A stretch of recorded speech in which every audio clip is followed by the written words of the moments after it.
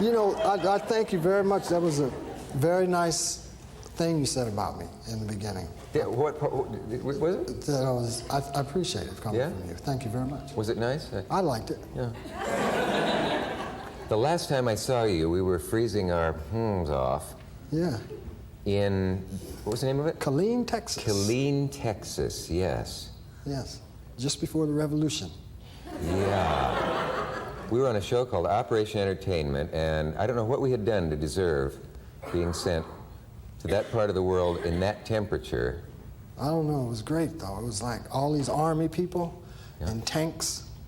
Guns, soldiers everywhere. And we couldn't get into it with the guns and stuff, and they didn't like us. I remember that. They go, oh, you don't want to carry no gun? Yeah. Well, we were both kind of new in the business. They had several acts. I guess we can tell this now. Jimmy Dean was like was he the host? I was the host. Oh, you were the host? Yeah. I didn't know that, Dick.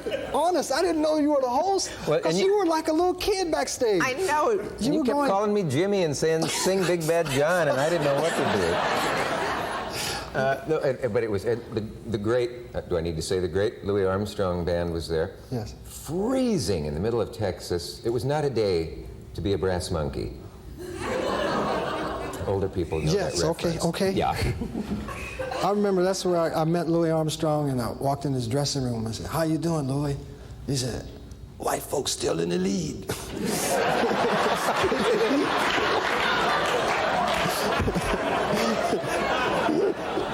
White folks still in the lead. I've never heard that before. It's marvelous. I heard some alarming news that you're a much mellower Richard Pryor now, and I thought, Lord, he won't come out here and nod off on us. Well, I'll tell you. No, he won't come. This is nice, Jack. What's that? Yes, Dick, I understand what you mean. I see what you mean. Yeah. I have no idea why a magnifying glass is here, nor a bust of, who is that? Napoleon's sister. I thought it was, I could swear it was Jane Pauley. I don't know who these people are. And here we have a bear fighting a bull, for those who want to know what the knickknacks are on the stage. This is a nice theater. Isn't this a wonderful place? I've never been in here before. I'm never coming back either. Well, can't resist getting laughs now and then. No, I can't. I don't know if you heard the part in the introduction I was talking about, Murphy talking about how inspired he gets just by watching your, I think it's the one called Richard Pryor in Concert. Yes. Was that your first? Yes. Yeah. And Bob Hope, whom I mentioned, went to see Pryor at midnight. What's the exact title of that one, on the Sunset Strip? On the Sunset Strip. Bob Hope did? Yeah, he did. He said, funny. I heard all about this guy, and I had to go catch him, you know, and I think. Yeah, I met him once on the Merv Griffin show. Well, your backgrounds are so similar. That's probably why they booked you on the show together. It was a theme show, wasn't it? Now, that's interesting to me. Can you identify in any way with Hope? You are, in fact, there are things that connect you. No, he made me laugh a lot of years. Yeah, and you came up the hard way in comedy together. He used to be a boxer, you know. Packy East was his name. Yeah, and he's a funny man. Yeah. And he works hard. He was the only boxer who had to be carried into the ring. 2, 3, 4. But I want to tell you, there are people, though, saying, hey, have you talked to Pryor lately, or Richard, as they call you if they don't know you, that he has mellowed out a good deal lately, and he's a little more serious now. I have a suspicion why that might be, but maybe you... What is your suspicion? What is your suspicion? Do I have to go first? Please. Well, I think it's that you're doing a much more serious thing now in one sense, in that you're got the responsibility of being a producer, writer, all-around man, so to speak. And then God knows what you've survived in the last few years. I would think anybody would have mellowed, and maybe you're at a point in your life where you're thinking, you know, I really don't need it as much as I did. You're wrong. So, then I thought, No, I think I could put it up. I could put it more succinctly. I just think it's like I got tired of being. See, You know, that's you what I grow- wanted to say, but I didn't know if you could say succinctly on television. Yeah. I'm going to shut up more during this show because I so rarely get together with you, and it's going to go by too fast. Now, Mr. Murphy, Eddie, your buddy, who you finally met after some time, thanks to, I think, People magazine. Had you met before that when they brought you together for a cover story? I met him on a plane one time, and he come up to me and said, "Hi, I'm Eddie Murphy." Yeah. You know, he sat down next to me, and we rode back from California. I gave him a ride home. Yeah. That was the first time. Well, he had you to look at and watch and so on, and you. Is there any specific person who paved the way for you? You know what I mean? When you were coming along. Starting with Red Skelton. Yeah. Yeah, and All the way Abbott back. Costello, Jerry Lewis, Lee Martin. Yeah. All that. Right. You know, Benny, Bob Hope. Did you sit in the darkened movie house as a kid and think I'm going to be up on that screen someday, ever? I sat in the movie house. One time, I wanted to meet Little Beaver. Yeah. And I went to the movie, and I saw him, and I timed it. When he was off the screen, I knew he'd be backstage. And I could go talk to him. Are you serious? Yeah, and so I watched again, you know, and I went, and he said, "Okay, now." I went backstage.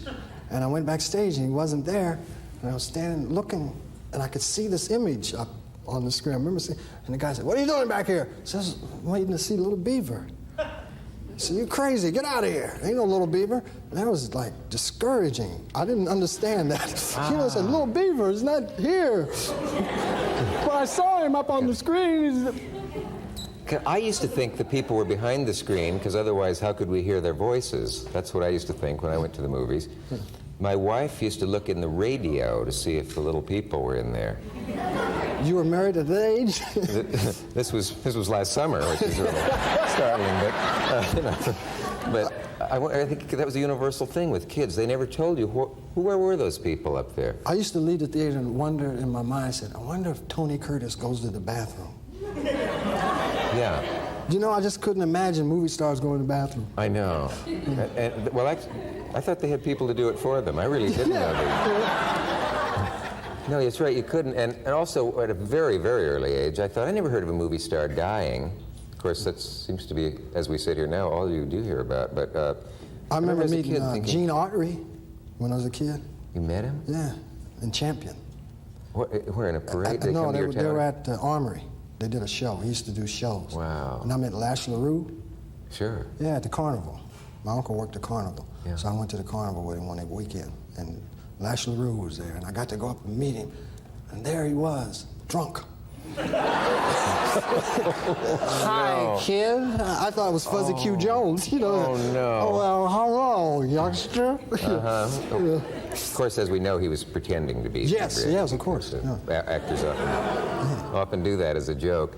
Trying to think what my first big disillusionment was like that. There was one, I can't remember what it was now, but it was very similar to that, where I heard it, I saw a guy being nasty to an underling or something, and you'd always been a great hero of mine, you know. A friend of mine, much older than either of us, went backstage once in time to see Houdini slap a man in the face for folding his shirt wrong or something. He was doing the head trick. The head trick. It wasn't really a slap piece. Disappearing cheeks.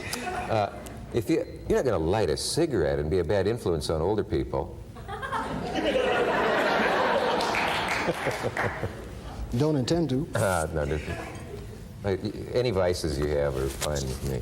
By the way, did you see that odd thing that happened at the beginning? I didn't mean to leap into this right away, but I said when Pryor is hot, and the audience, being several steps ahead of me or to the side of me, must have, you honestly thought I was trying for a joke referring to when you set yourself on fire? Is that what you thought, folks?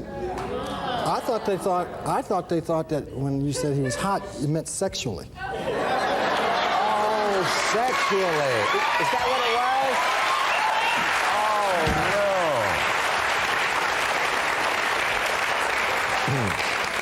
Oh, no. Oh, isn't that funny? I never associate sex with California, you see, so I never really... Isn't that funny how we took that an entirely different way? Yes.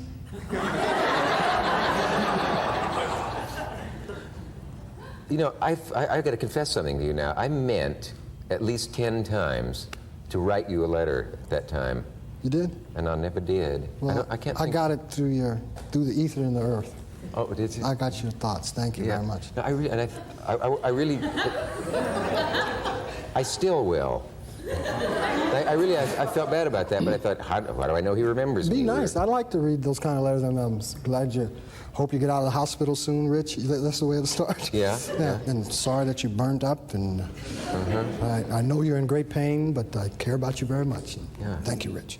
You got thousands of them. Oh, that time, yeah, I got a bunch of letters. A lot of nice people out there. Maybe that was my excuse. I figured he'd never get mine, but it's not a very good excuse.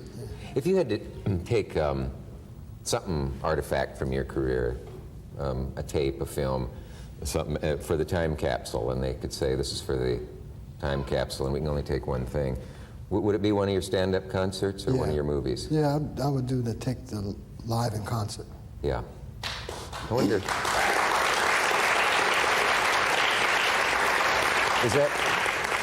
Is that because somehow, even though your films have been successful, they've never really shown what you can do best in film, maybe? I had a lot of fun doing that, you know, and I didn't know that it would be successful at all. I thought these guys were crazy, you know, paying me money to film it. You know, and they filmed it. Oh, to film the concert. Yeah, and I said, why did the guy want to do that? It's dumb. So he did it, and it was successful, and I think that's why I like it. Because, you know, I like it because people accepted me in doing my act, and that made me happy about that. I know how you'd feel, though. You figure, but you got to be there to enjoy a concert, and to watch it on a screen isn't the same thing. But apparently they did it skillfully, so that you did have that. Yeah. I felt I was there, and I laughed. It was raw. That's what I liked about it. It wasn't slick at all. You know? No, they didn't know what they were doing. So it's got a rough look to it that you like. You know, not too slick, doesn't look edited or glossed up or any of that stuff. Yeah.